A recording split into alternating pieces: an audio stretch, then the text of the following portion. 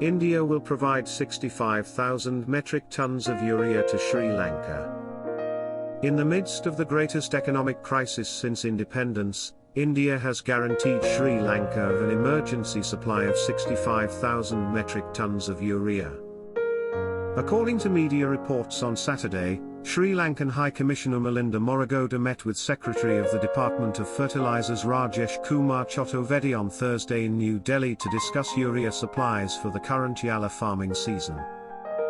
Moragoda congratulated Chaturvedi for supplying 65,000 amount of urea during the current Yala agriculture season in Sri Lanka, the Sri Lankan High Commission in New Delhi stated.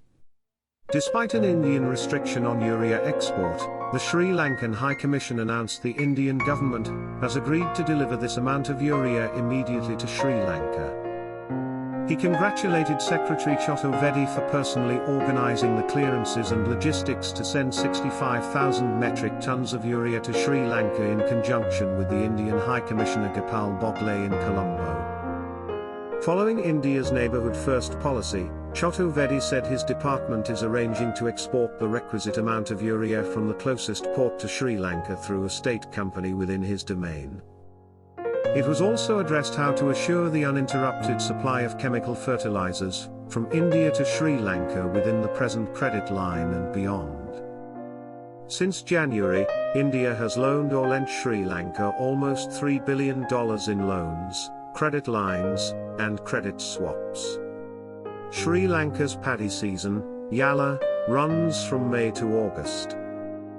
Sri Lanka wants to enhance its agricultural industry to prevent market disruptions caused by the Maha session's reduced paddy planting. Sri Lanka banned artificial fertilizers last year as part of a gradual shift to organic farming.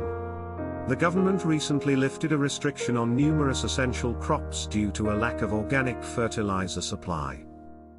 Sri Lanka imports fertilizers for $400 million. Many farmers in Sri Lanka are protesting the shortage of fertilizers and forced evictions. The chemical fertilizer prohibition, coupled with severe weather, reduced agricultural production, contributing to October's 8.3% inflation, with food inflation reaching 11.7%, according to the Daily Mirror online news site.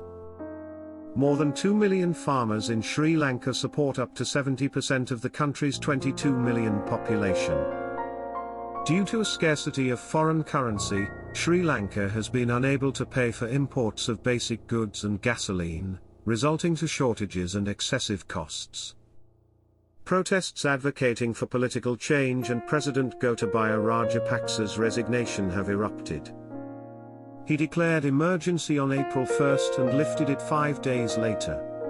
On May 6, when police sprayed tear gas and detained students demonstrating near Parliament, the government declared a state of emergency.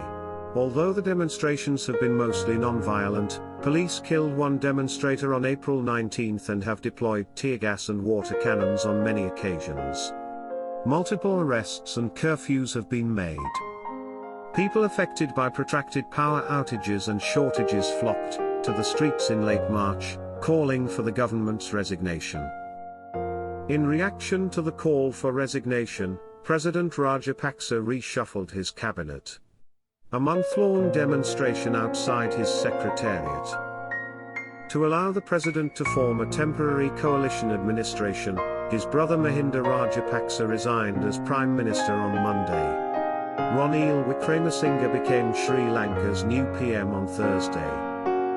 According to New Delhi, it looks forward to cooperating with the new Sri Lankan administration constituted via democratic procedures.